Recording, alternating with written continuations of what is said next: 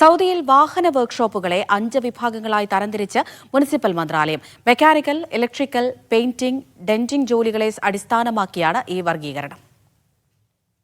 സൗദിയിൽ വാഹന വർക്ക്ഷോപ്പുകളെ സേവനങ്ങളുടെ അടിസ്ഥാനത്തിൽ 5 വിഭാഗങ്ങളാക്കി തിരിച്ച് മുനിസിപ്പൽ മന്ത്രാലയം. എ മുതൽ ഇ വരെയുള്ള വ്യത്യസ്ത വിഭാഗങ്ങളായാണ് തിരിച്ചത്.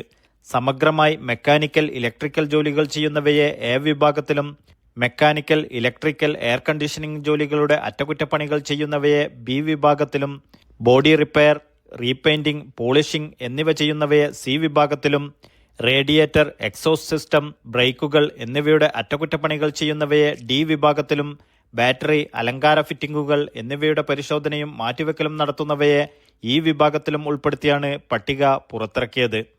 ഓരോ വിഭാഗങ്ങൾക്കും പ്രവർത്തിക്കാവുന്ന മേഖലകളും സ്ഥലപരിമിതികളും നിശ്ചയിച്ചിട്ടുണ്ട്. വർക്ക്ഷോപ്പ് മേഖലയെ വ്യവസ്ഥാപിതമാക്കുന്നതിനും നിക്ഷേപം പ്രോത്സാഹിപ്പിക്കുന്നതിനും തൊഴിൽ സുരക്ഷയും സേവന നിലവാരവും മെച്ചപ്പെടുത്തുന്നതിനും ലക്ഷ്യമിട്ടാണ് പദ്ധതി നടപ്പിലാക്കുന്നതെന്ന് മന്ത്രാലയം വ്യക്തമാക്കി. Naushad Irikkur, media 1, Dammam.